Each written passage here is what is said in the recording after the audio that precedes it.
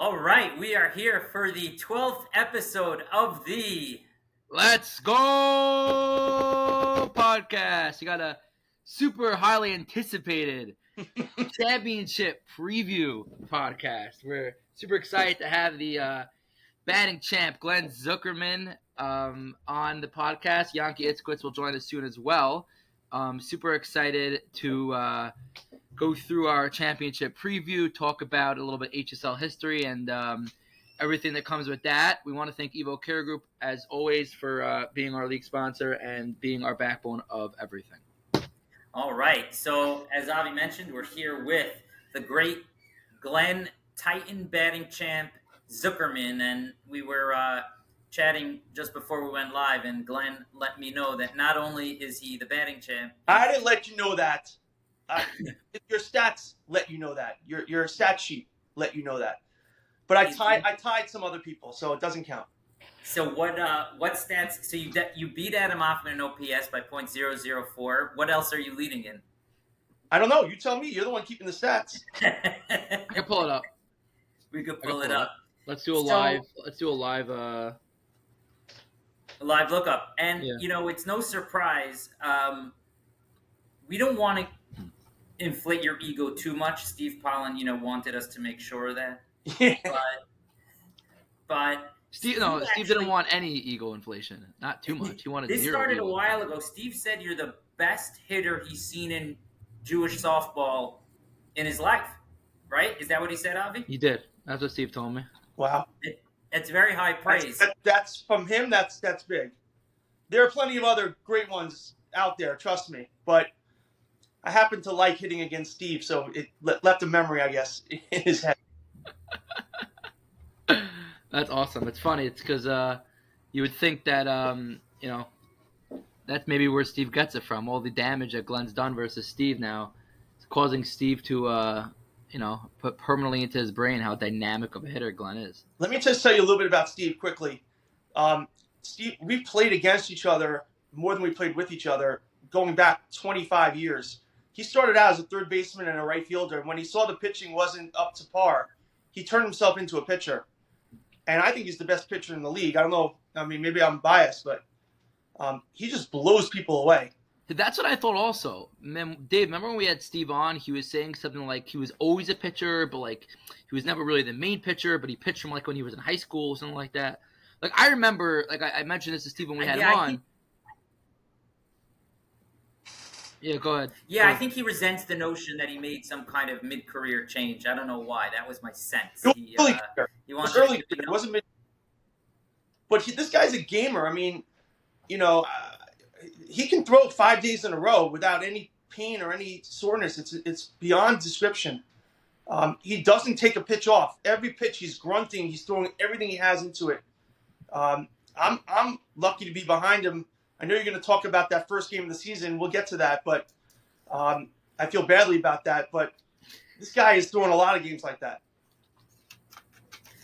Right. So let's go a little bit through your history. I'm very curious about how old are you? Where are you from? When did you get into baseball, softball? Yeah, okay. I'm 53. Our team is probably a collection of the oldest guys in the league. Our infield at one point were all over 50 on the Bombers. I'm from Great Neck. Started born and raised in Great Neck. Started playing baseball, hardball, Little League and whatnot. Started playing softball 15 or so. What Little League were you in Great Neck when you were a kid? Sorry? What Little League were you in? It was the Jewish whatever league. Because the QJ, the Queens Jewish Little League that Steve was in, they sometimes had a Great Neck team. So I was wondering we played against Steve and Abish going back to like 1980. Okay, so that's great. So did you know them on the other teams? Oh yeah. I pitched against Abish. I have clear memories of pitching literally against Abish. Great memories. That's for another day when we get Abish on. I'll be happy to jump on that one because there's some great stories there. Where's Abish been? I haven't seen Abish at all. No, he's played. He's played. By the way, speaking of a gamer, that's another gamer. I mean, David Abish, best shortstop I've seen over the years. He still has range. I think Steve says that also. I think Steve says that Dave Abish is the shortstop he's ever seen. He's just smooth. I mean, I'm a student of the game, so I can tell you his range maybe has declined a little bit, but his transfer from the glove to the ball to the hand is so fast and his arm is still strong. He's as good as ever. So let's go. So okay, so you're in Great Neck. You're playing Little League against Abish and Pollen, I presume. Yep. Who wins those early matchups? You have to ask them. I'm not gonna. Of course we won. Great Neck won. By the way, what's funny is that I also coached Great Neck Little League for the last 12 years, and some of the players in your league now were players that I coached against. Yeah, so there was a great moment. I was standing with Moshe Zinn, the old Black Sox shortstop, and this was after we lost to the Robins. Which, by the way, Dave, to cut you off for a second, it's funny because Moshe Zinn is so under the radar. To some people, he's some phenomenal shortstop, but some people have no clue who he is. Like, I was playing, I forgot when it was. Maybe it was a Monday night or something, and Zinn was at the plate, and someone was asking, who is this kid? I'm like, he plays in every single league. Like, he makes at least one spectacular play every game. Like, how do people, like, I wouldn't be shocked if you asked Glenn right now who Moshe Zinn is. He'd have no clue who the kid is. I would know him by face. See, I told you. Yeah. I don't know names in this league. Zinn doesn't have so much swagger, but Zinn, Glenn, you and Zinn talked about a Little League game. Yeah, but he was catching that game, I think. What's that? I think he was catching that game, if that's possible. But yeah, I mean, I coached against a lot of these guys. I coach sort of the way I play, which is to win. And Great Neck had some success over the years in Little League. But let's talk about softball. So what was your other question from Great Neck? So you started off playing hard. You started playing hardball, and you're a pitcher back in the day in Great Neck. Yeah. Then I was shortstop on Ramaz's team in like 85, 86, before half you guys were born. Yeah. And I played in men's league starting at age 15. I started playing in the Sunday League, which was, before the Hillcrest League even existed, the Sunday Jew League, in like 88. What was it called? Was that blue and white, or that was blue and white afterwards? So I basically started playing in 88 on a team in the Five Towns. Then we went to Plainview. I played with Eric. Who recruited you? I don't even remember. But there was like a core group of guys, and then we started a Great Neck team in that league. And that's even before the blue and white league. The rivalries back then with the Great Neck versus Woodmere versus Lawrence, some of the guys are still around, but most of them aren't. The rivalries were unbelievable. You're talking about Shriver as a pitcher. Who else? Neil was one of the pitchers. You probably barely know these guys, but Neil, I know Neil was in the league Monday night. I think Monday night league. My first couple of years. I think he's like 55, 56, somewhere in there. He just stopped. Joe Eisenberger was one of the pitchers. He dropped out of this league. I don't know if you know who he is, but the rivalries back then were so intense. There was like maybe 5-6 teams every year, and each year you didn't know who was going to win because it was really evenly matched. So this is this kind of this winning. You mentioned you coach the way you like to play. I think. There's sort of this attitude towards the Bombers. Oh, they're so obsessed with winning, which I've really started to gain respect for and understand it. And you're playing together as a team. You show up 25 minutes early to every game. You're focused, you're intense, and that's very hard to find. And it really elevates the play of everybody else, I think. What I'm going to say is there are haters, but now that I'm involved in running the league, I see how valuable it is to the entire league. Yeah, we have gamers at every position. I mean, I used to play against most of these guys. We sort of joined forces. Koenig and I have been together for about 20 years. So he and I played on teams in 2 or 3 different leagues every season. And then we sort of joined forces with Steve and Abish. Seth put the team together. But we have gamers. Donnie and Left Field Gamer, the Offman Brothers gamers. Wait, so when did you join forces? I'm still trying to get your evolution. So you're playing shortstop at Ramaz, then you start playing the men's softball at 15. Eventually, you link back up with Steve and those other guys. Oh, that came much later. We played. We had a Great Neck team for a dozen years at least, where it was just Koenig and I. Those were the only 2 guys you would know. Joel Wurtzel, who you may or may not know, is one of the better players. Still playing. He plays Monday nights. Yeah. Joel's a big lefty, right? Yeah. Yeah, he's a power hitter. He's got a good. So you Koenig's from Great Neck too. Koenig's from Great Neck also. Sorry. Koenig's from Great Neck also. No, Koenig from the Five Towns. Eric Taub, I think, brought in Koenig. We all sort of came together, but the team was in Great Neck. Our home field was in Great Neck.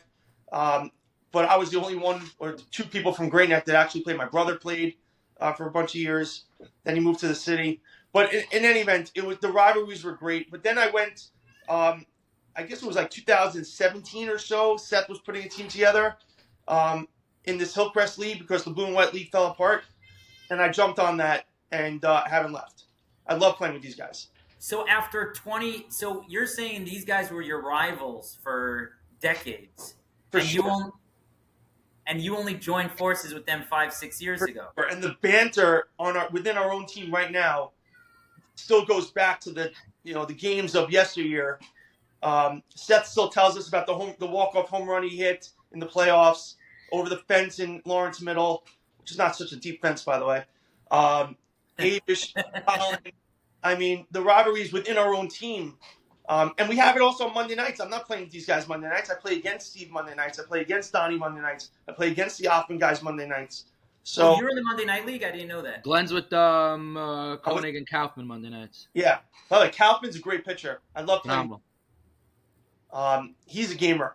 So if you can't beat him, join him. Who's joining? Who couldn't beat who? No, it really wasn't that. It was just that the league fell apart, and we were putting a team in this. Dave's trying to stir something up here, and he's not getting anywhere. That's what's going on. That out of me. Dave's trying to cause some controversy. Technically, I joined Seth's team. Got it. Okay, I pulled up some stats before we move on. I pulled up some stats. So here are the this is where Glenn finished in the major categories. We wanted to go through all the stats. Glenn finished second in hits with 19, tied him first in RBIs 11, first in average 679, sixth in slugging 1.036, third in OPS 1.784, and first in on base percentage was 700. Is there any big categories that I missed on that I didn't? I don't know. I know that all I know is that Jack Ross was telling me he had 11 RBIs on our team. And I think I'm close to that, but I don't. You're tied with him. No, you're tied with him. Tied in first. 11. You and Jack each had 11. How many home runs does Glenn have? I didn't look up home runs. I think I had 2. I don't know where that ranks me, but I think it was 2. Glenn, something I was wondering about in some of these interviews we did is.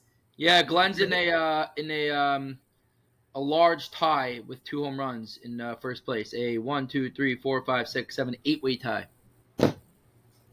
You know, I'm going to preface this question with a story. There's an old story that they asked Ty Cobb when they asked Ty Cobb in like the 1960s what he thinks he would hit. And he said, I think I hit around 300. And they said, what do you mean? You hit 400 4 times. You used to hit 350, 360 every season. And so you have to understand, I'm in my 60s now. Yeah. So getting there, I hope to play when I'm 60. I'll be lucky. So something I was wondering about, you hit almost 700. If you're in the Legacy League and facing B pitching, there's got to be a maximum batting average, I would think. Is it you can't go 10 out of 10. It's just impossible. You're gonna line a ball at somebody. What do you think the difference would be? It would be similar, honestly. I think Avi will tell you, like, the game against Avi. By the way, Avi remembers every pitch he tells me of every game. So he definitely will remember what I'm about to tell him. But my first at bat against him a couple weeks ago, I hit the hardest ball I think you can possibly hit, and I'll tell you why in a second. And the shortstop made some crazy play. I wasn't watching, but he made some crazy play, I'm told.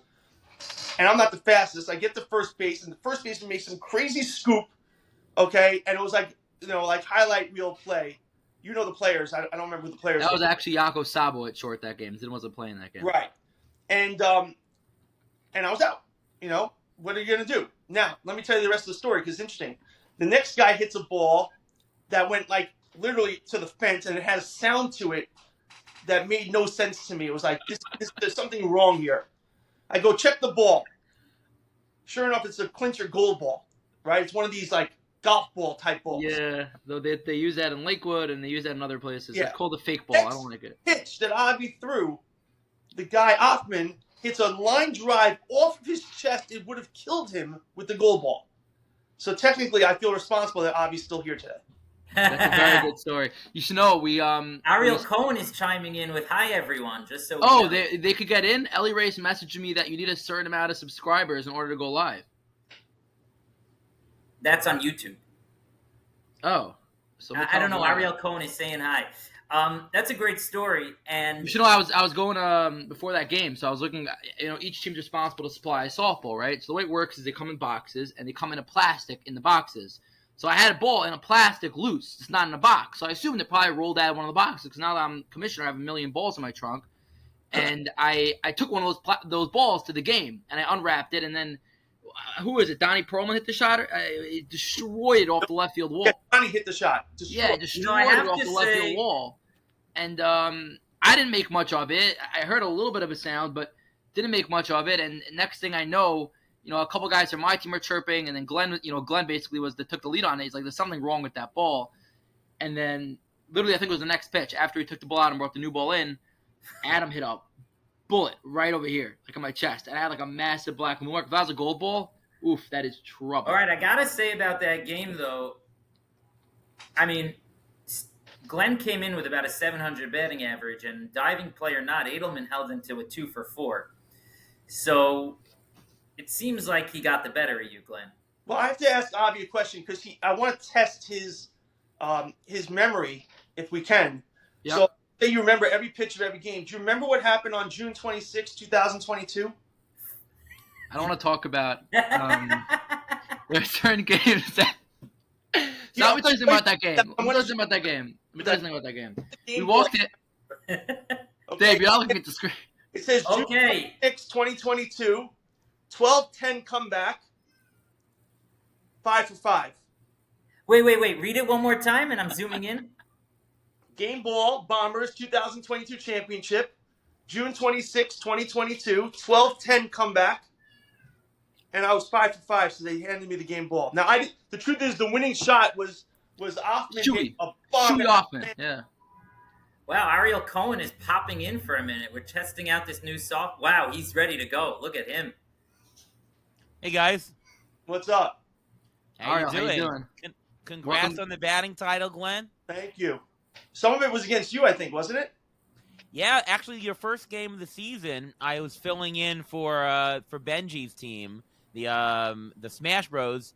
And your first 2 hits of the year, I think you went 2 for 4 against me the first game or whatever it was. Tell you about that. That game. We're going to get to that game. We may as well just go right at it. Rip the Band-Aid off. So you guys have us starting the season in like February or March 1st or something like that. Everybody is like tight. The wind was howling. It was cold. The wind was blowing in hard. I remember one of my shots to right field I couldn't believe didn't fall into I don't know what happened there.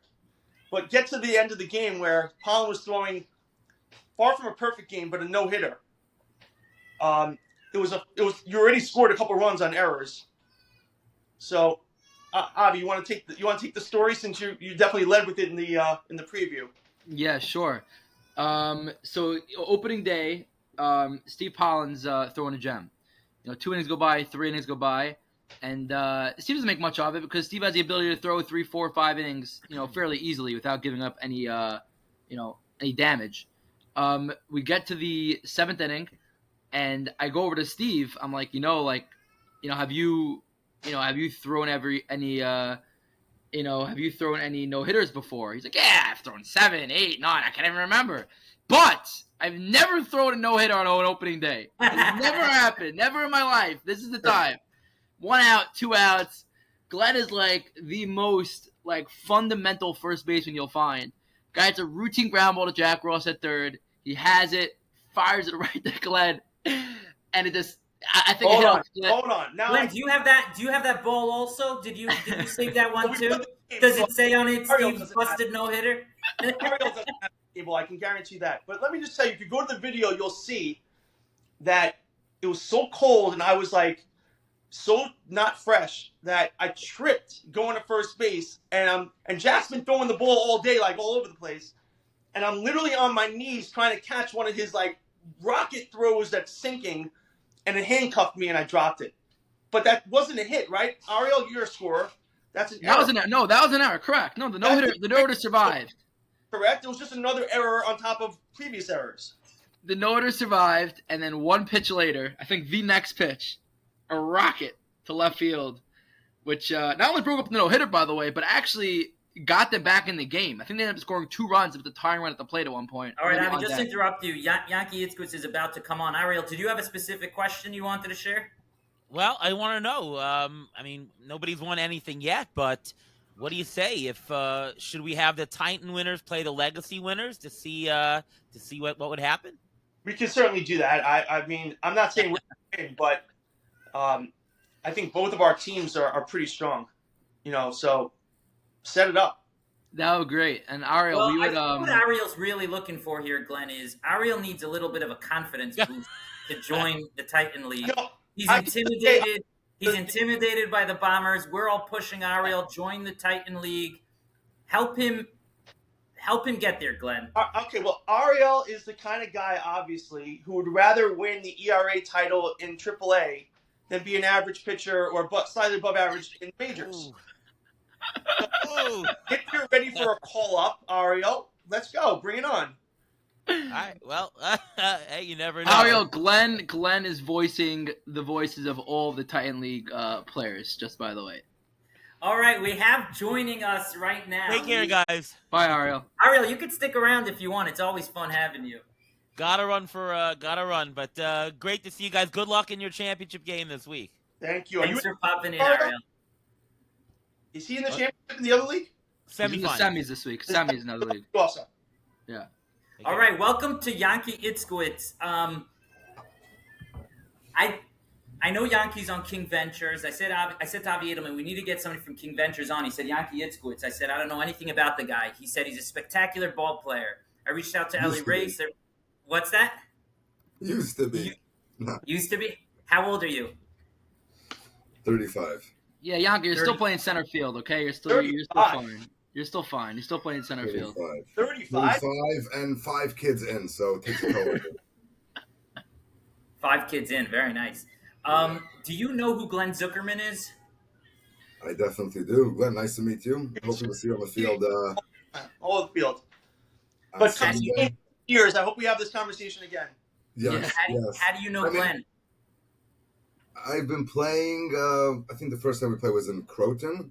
So we're going back about 12, 13 years. Once I moved back from Israel, 11 years.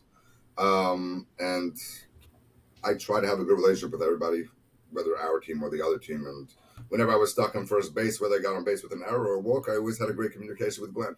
Yeah. Did Glenn have a problem of dropping balls back then also at first base? Do you remember? He was a vacuum. Yankee, you missed. I don't know if you were tuning in live, but you missed. We were coming right before you joined, and Ariel joined. We were coming off of the conversation on opening day in the HSL this year. I don't know if you heard, but Steve Pollen had a no-hitter till 2 outs in the 7th inning. Guy had a ground ball to third base. Jack fires a gorgeous throw right to the chest of Glenn, and Glenn goes to drop the ball. Next pitch is a single, and Steve's no-hitter is gone. Yeah, it was February 25th, by the way. I remember the first week it was freezing there. Yeah. It was cold. Yeah. But by the way, Yankee, I think you could probably, many of you, Avi, I don't know if you ever got to first base, but when people get a hit to first base, I'm talking to them and basically saying, great hit. I love watching good swings. I mean, anyone who gets a good hit off of Pollen, I'm like saying, great job, because it's not easy. I'm going to tell you a moment that I had with Glenn. It was in the Croton League. We were with the infamous Evans team. I was playing right center or left center, and they were battling with you. It was at a big spot, then I threw up by like a run or two. You hit a bomb, but I'm talking about like a laser bomb just kept on going. I don't know if you know left center field, those trees. I remember vividly exactly. I'm just like running around, just keeps on going and going. I'm like, where do you get? And I remember afterwards, like, come over to you after the evening, like, where does that come from? It was far. It wasn't like a 200-foot shot. That was a bomb. And I'm like, if he could be doing it, hopefully I'll be doing it at his age, you know? I should have mentioned Evan Blackman was also a character, commissioner, and gamer. Why was his team infamous? The only time we ever won when he wasn't on our team. Let's put it this way. When he left our team in the middle of the season, that was the only time we ever won a championship. And we always had a great team, same core of guys, and the only time we ever won was when he left in the middle of the season. So the infamous Evan. Got it. Where are you from, Yankee? Brooklyn, grew up in Borough Park. I live in Flatbush. I lived in Israel for a couple of years, and we're Brooklyn. So when did you start playing ball? The first time I played in, we'll call it professional or a league, was upstate. I think I was 12 years old. I remember OBL? OBBL. It was Scops against, what was that on Broad, right near Beaver Lake? Pine Tree. Scops versus Pine Tree. They put me in left center, in short center. And that was the first, I was 12 years old. So, what was that, 23 years ago? That was the first time I ever played. At that point, I was little. I couldn't really hit, but I had a knack for the game. And But that's unusual for a 12-year-old to be playing with the adults, no? It's unusual. Then I was a good fielder. Like I said, now I lost. Yankees being humble. Yankees being very humble. Right now. Really, I had a better knack for. My legs were a lot easier to run on, but that's when it started. And then I would say probably 17, I started playing in leagues in Red Hook, and then when I went to Israel, I played in 2 leagues: the Yeshiva League, which was in Kraft. Then we played in Kibbutz Gezer, which was a phenomenal league, stealing bases, underhand. Weren't a lot of Shiva guys in the league. Most of them were American Israelis that were in the army. We were written up in the Jerusalem Post actually every single week. It was actually a quite interesting league. And then we got back. It was Croton. It was Lakewood. It was Deal. Played in Brooklyn. Played in Deal, Yankee. You played in Deal? I played in Deal one Corona year. Which year. Deal? Which league? The famous what's it called? What's the league called? YMSL? No, YMSL is the morning league. It's impossible. It's giving up 8 hours of my day on a Sunday. Yeah. I played in the night league then, and it was Corona, so that was the only league actually playing at the time. And I was upstate in the summer, so I'd be in Brooklyn Monday, Tuesday. I usually play on Tuesdays, go to Deal, and then go up. So it wasn't that crazy, but it was a night league. Great. The YMSL, Dave. That's the league that I was telling you. You have no excuse to miss a game unless somebody dies. People play the morning of their wedding. People play that's what I'm told. It's crazy. I've heard that also. And I play in the night league. The night league is not as intense. I mean, it's intense compared to any league I've ever played in, but you don't miss a game. And if you're going away, you better tell them 2 months in advance. Like you have to know your schedule. It's crazy. Right. Yeah, I got a call. They needed a pitcher for the night league this year. So I play in Muncie. I play Monday night in the 5 Town. So I could try to qualify. And he hung up on me. He's like, that's not even not a conversation. So Yankee, so this is your first time in the HSL or the Hillcrest Softball League? Yeah. Got it. So you know Glenn from around the Croton League, and you currently live in Muncie? I live in Brooklyn. You live in Brooklyn currently. Okay, got it. So you know Glenn from around. What have you observed about Glenn's hitting over the years? Anything that you admire? Anything that you can criticize? Oh my God. So I haven't seen him play. I think it's probably 2 years. So I used to play in about 7 leagues from March through November. And then I had 2 kids within 13 months. And they're 1 and 2 now. So I kind of took a break from those night leagues. And by the way, Glenn, I'm officially on the Lobos at night. Okay. I haven't showed up once yet. Oh, Yankee, you should have been there Monday night. I heard, I'm on the chat. I heard it. I'm like, what is going on? Because it's not like your team. I know you're a character on the field, but when it's come to the other players saying stuff, and Adam, I haven't seen Adam ever say anything ever. So I'm like, what in the world happened? And it seems like it was. Whatever happened, they managed to psych me out so bad that I had to leave the pitcher's mound with 1 out in the 3rd inning. That's what I heard, and so. Glenn, you were aware of this? You knew it? No, I don't know.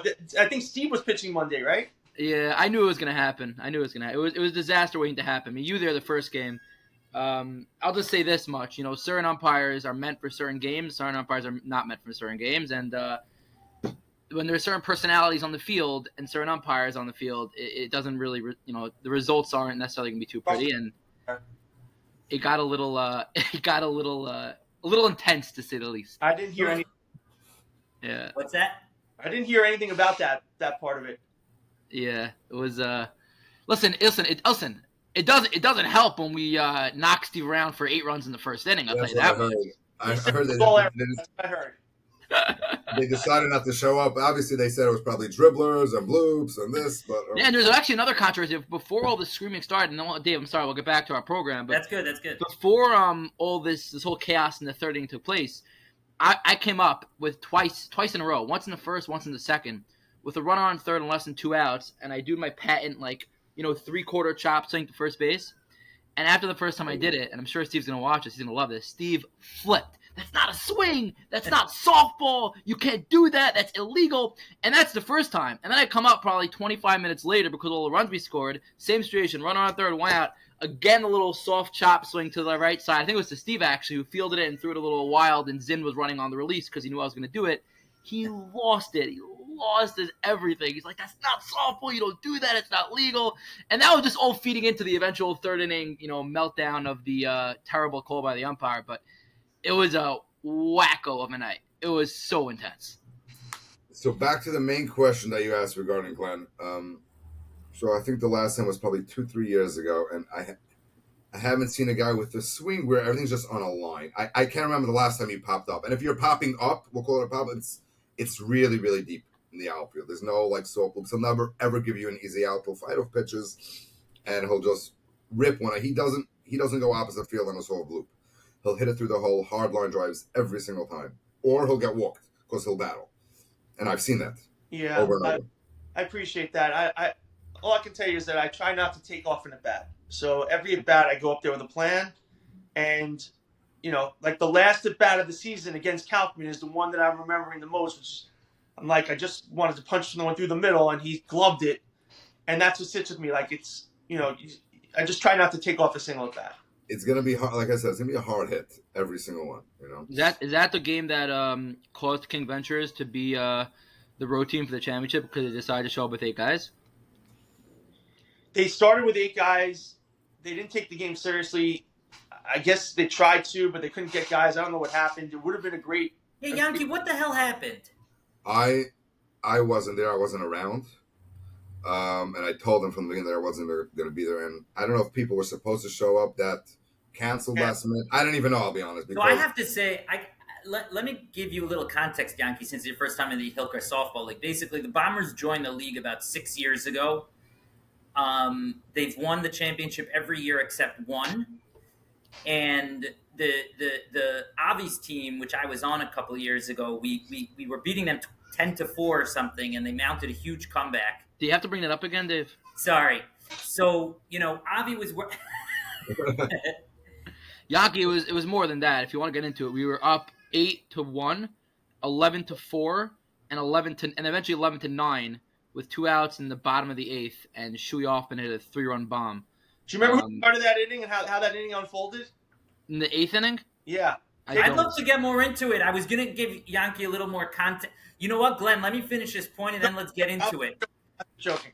So Avi's been trying to create, we had one league in the past, one division, so to speak, and Avi worked very hard recruiting talent, and we have 2 leagues this year, which is phenomenal, which is great. Now, the Bombers, the way I see it, are really the team to beat based on their history, but King Ventures has a really, really talented squad. However, based on King Ventures not showing up in that game, I have to say I'm rooting for the Bombers in the championship. Hot take. Listen, they have a phenomenal team. I've been teammates with probably every single person on their team throughout my lifetime. They show up. We didn't show up, so there's no reason not to, I'll be honest. And hopefully we show up. Hopefully we show up this week. They're going to show up, guys. Listen, you know how these football coaches don't show their plays during the regular season because they're saving them for the playoffs? That's part of what was going on there. They're going to show up in force. It's going to be hopefully a couple of great games. It's a good game. I'll tell you, a Diamond Sting team is definitely going to be showing up when it comes to winning a championship. Menachem will do anything to get championships. He lives for championships. But Glenn, I think the feeling was there was a certain level of disrespect in not showing up for that game, right? Yeah, I mean, I didn't take it as disrespectful, honestly. Maybe others did. I just took it as, they didn't really care about the regular season in general. They had a couple forfeits against them, and they're playing for the playoffs. Playing for the playoffs. Okay, so Glenn, let's go back. Let's revisit that.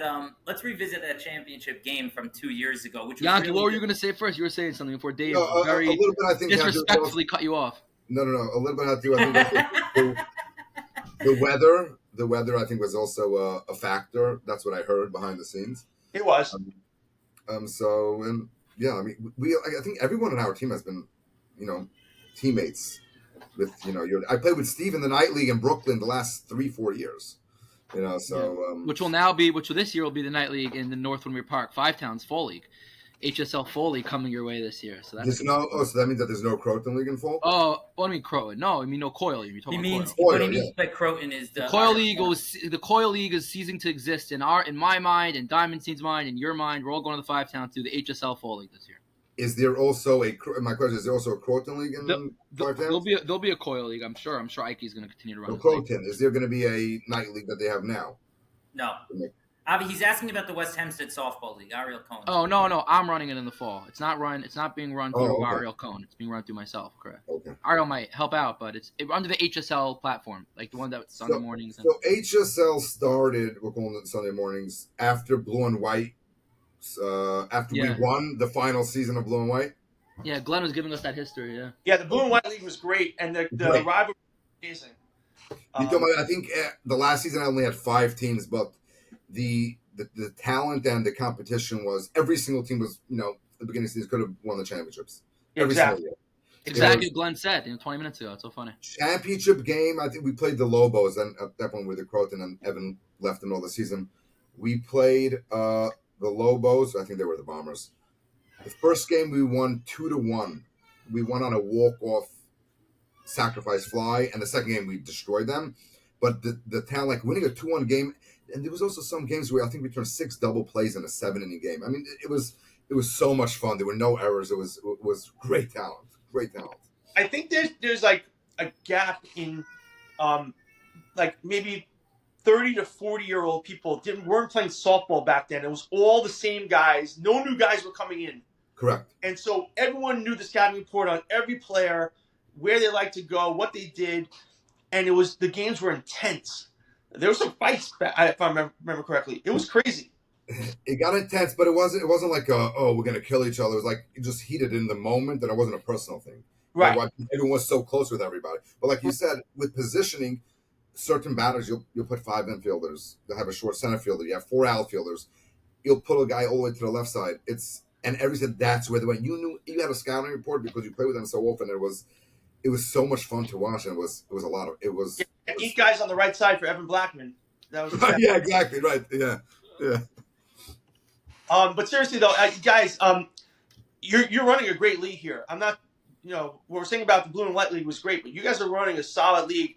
When the biggest complaint is that you order jerseys that shrink in the wash, you're doing something right. And it's just going to get better. The first year is always tougher. You want to get better talent and you want to have better competition. But as the years go on, it'll be easier. And I'm sure within the next year or maybe even next the fall it'll be a lot better. I think that Dave, that's what you started saying. With the 2 separate leagues and the what were you saying about that, Dave? Well, I was saying, I was giving Yankee the context that there's a lot riding on King Venture's performance. The real question, we sort of, it's almost like this season was coming to this inevitable climax of, the Bombers are back in the championship. King Ventures is really stacked. Man for man, I would say they're probably as good as the Bombers. Is that right, Glenn? Definitely. I think that the fact that they have 3, aces, pitchers that can throw a shutout any given day. You take one of those guys off and put them onto a different team. Now that other team is even stronger. I mean, I don't even know who's going to show up on Sunday. They have I would say the one thing the Bombers have going for them, besides being very talented, is they've really built a culture. And I think, I was kind of joking when I said I'm rooting for the Bombers. There's the level of intensity and focus towards that goal of winning that championship. And you see Glenn pulls out that ball from 2 years ago, 5 for 5. He's proud of it. He's happy. I don't know if King Ventures, right? It seems to me right now King Ventures is a sort of a conglomeration of a lot of different talented players. Can they gel together, become a team, and take 2 of 3 from the Bombers? It's going to be tough. It's going to be very, very tough. It's sort of like, you get what I'm saying? I do. We have that, I think every game, I think it was Evan that you say, loosey-goosey, where we come and I was like, okay, guys, let's just see what happens. And we usually wake up, especially against Ottawa, like the fourth. We'll give up a run or 2 in the first or second inning, and then we'll come out for 5-6 runs in the fifth, sixth inning. Yeah, I'll tell you, when we played King Ventures in the semis, and we unfortunately lost with missing our two best players, no excuses, but missing our two best players, no excuses. When we lost to King Ventures, so I think we were tied 0-0 after 3. And they're super, like, it was getting my head a little bit, but I kept it out. But, like, they were super just joking around. You know, Ash is doing his thing. Archie was doing his thing. You know, having a good time. And, like, eventually I hit them, like, okay, we're going to the bottom of the 4th, no score. Like, guys, let's wake up. They scored 2 legit runs in the 4th. And I don't want to talk about what happened in the 5th. That was a complete disaster. But they hit me 4 or 5 hard shots in a row in the 4th, got 2 runs in. They ended up getting an insurance run in the 3rd, which should never have happened. And then they threw in a home run by Ezzy Younger. I never saw Ezzy A, hit it that far, and B, hit it to left field, like dead left field. He's usually a left center, right center hitter. Like, I've never seen that happen before. I remember there was one league where I was playing against him, and we knew him like a book. Like, he was, like you said, short left center, right center, you know. So, and he was up in a big spot, and he hit like a bomb gapper. He's due for those once every 5 years. Yeah, the gapper's up, but this one was like dead left field line. Yeah. Shocked. Anyway, so my point is, Dave, is that I think the Ventures do have that loosey-goosiness to them. The question is, you know, against a team like the Bombers, could you afford to have that for a few innings? Because the Bombers could put up 7 runs. You know, again, they are going to be facing Diamondstein, Kaufman, and or Ash. So, like, it's not going to be so simple. But I think that's the question, what the attitude of the Ventures have coming in. You know, Ellie Race, another one of those characters who, you know, he'll be joking around for a couple innings, but the second it hits him that we're 0-0 in the 3rd or 4th or down by a couple runs, the guy locks in. So I'm going to flip that on you. Loosey-goosey is not always terrible because sometimes you get tensed up. You know, you try to do too much. You try to hit the ball as far as you can. You end up popping it up. Being loose sometimes is better. Just saying. So on our team in particular, there's no one ever yelling at anybody. We have great talent.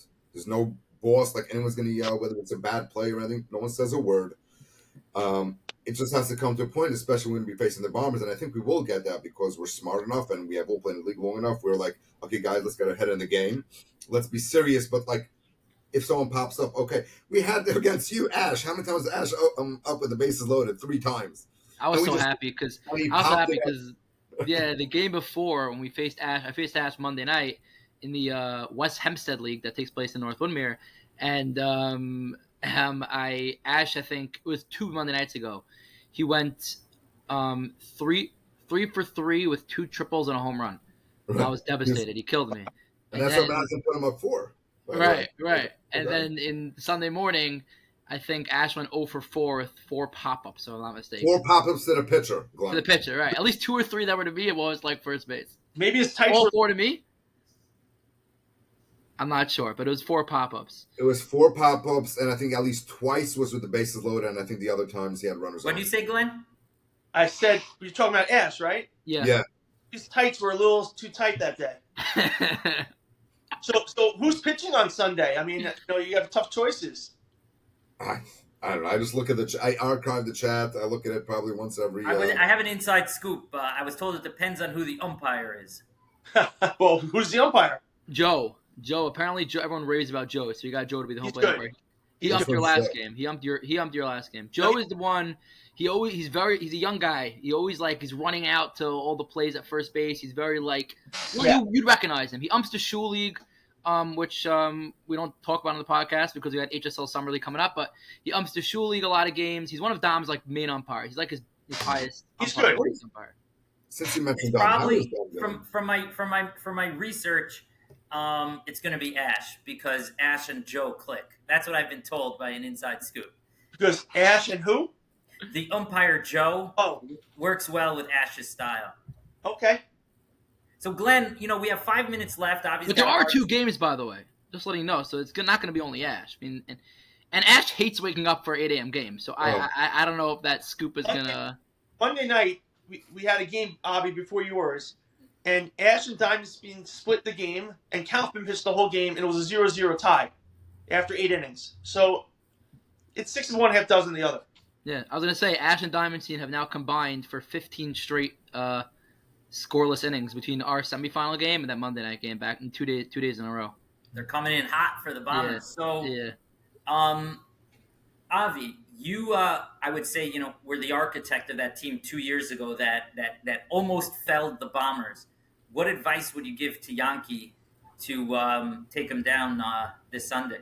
I don't need to give Yankee these guys in King Ventures. I'll say something, but like the way Menachem Diamondstein works, and we had on the podcast, and he basically said it, is he doesn't go into anything, any league or anything, without an all-star studded team player at every single position. Like when he's looking for guys, he'll tell me like, Avi, I'm only going to take him if he's like a legit stud. Otherwise, it's not worth. Like I'd rather bat 9 than have a 10th guy who's solid or okay.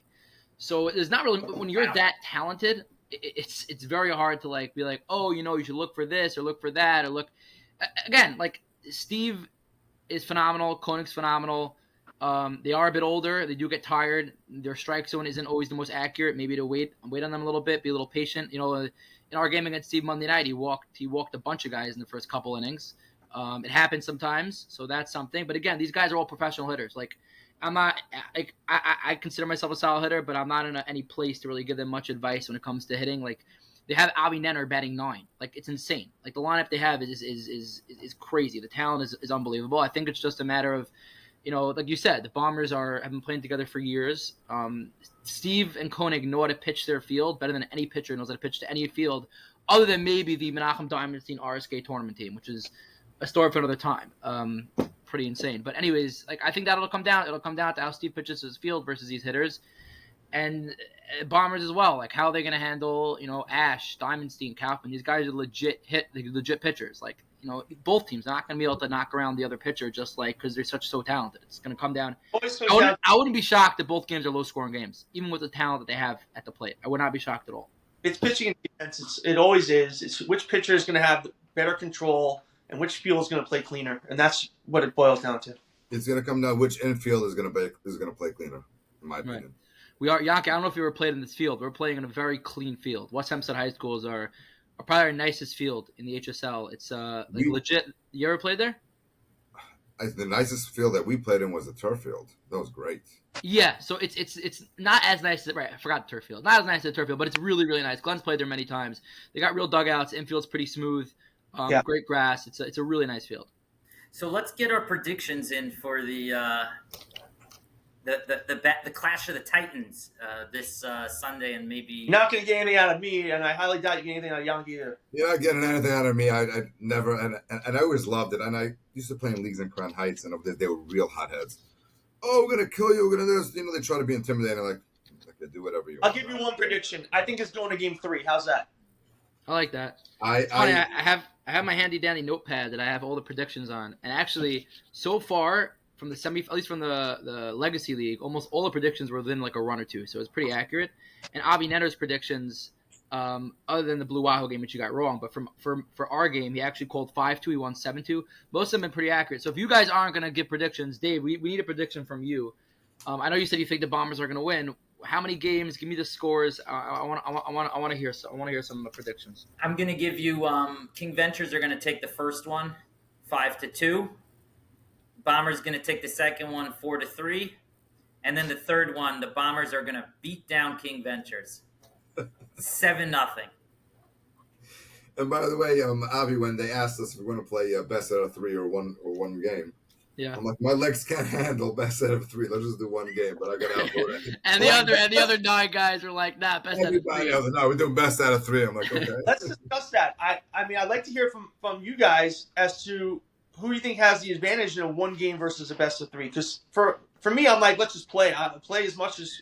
I think the Bombers have the advantage in a one game, but I think based on you're sort of giving King Ventures time I think that to me seems sort of like in that other game against Avi where they woke up a few innings in. You're giving them time to figure it out, and they also seems like they have a really big squad of young guys that they can draw from. So it seems like lengthening it plays to King Ventures' advantage. That's my sense. I don't know what you think, Avi. I agree. Again, I think it's very integral for the Bombers to win Game 1, to be honest with you, because the Bombers are, a lot of them are older guys. At least King Ventures are much younger. And you get tired, especially it's going to be 77, 78 degrees. So I think it's very important at least in my opinion, for the Bombers to get the first victory, which I think they will. I think the Bombers will win the first game. I think King Ventures will win the second game. I think it'll be close. I think it'll be like 5-4 Bombers and then, 6-4 King Ventures. And it'll come down to game 3. The question is whether game 3 is going to be on a Sunday morning or a night game because we're not going to June 23rd. So if next Sunday gets rained out, assuming this Sunday happens, which it should be, it'll be a night game either this week or the following week because we have to avoid the tournament week. Game 3, Bombers Ventures. I'm gonna have to go with the OG for the HSL, the Bombers. I think they'll win. I don't think it'll be a blowout at all. I think it'll be a really low scoring game. I think it'll be something like 2-1 Bombers. I think it'll be very intense, very low scoring. I think both pitchers will be on their game. I think it'll be a Ash, Diamondstein, Kaufman 3-way game, which I wouldn't be shocked, by the way, if they do that. I don't know if they will. I have no clue. I got kicked off the chat, so I have zero inside information now. So, but I think all the games are going to be close. I think more low scoring, even with all these hitters. These pitchers are so elite, and the fields behind them are even more elite than that. It'll be really close, low-scoring games, and it should be a lot of fun. And like Dave was saying earlier, and I think Yankee was saying, this is hopefully the beginning of something great. Like, in the past we've had, unfortunately, the Bombers have been so dominant, which is great for them, and we've been really good. But other than that, the Bombers were mercing teams 3 out of every 4 weeks, and we were mercing teams, I think, 2 out of every 4 weeks. And now we're at the point where we have 2 legit top tier teams in the league. We have 2 or 3 teams right behind them who are solid. Very solid that don't, no pushovers for either one of those teams. And hopefully it just continues to grow and get better. It's very exciting that we have a championship coming up where we're not going to be like, oh, Bombers are winning 12-3, You guys ran a great league, and the smartest move you made, you didn't even need, which was those rainouts, those rain weeks scheduled.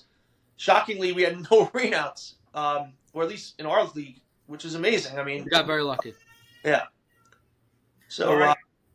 Good luck, Glenn. Good luck, Yankee. Thanks for coming on. Yankee, hopefully we'll have you on for some time alone so we can pick your brain more and hear more about you. Yankee, how do we get Archie on the podcast? He said he's only coming on if Shia Weiss comes on, and Shia Weiss would never come on the podcast.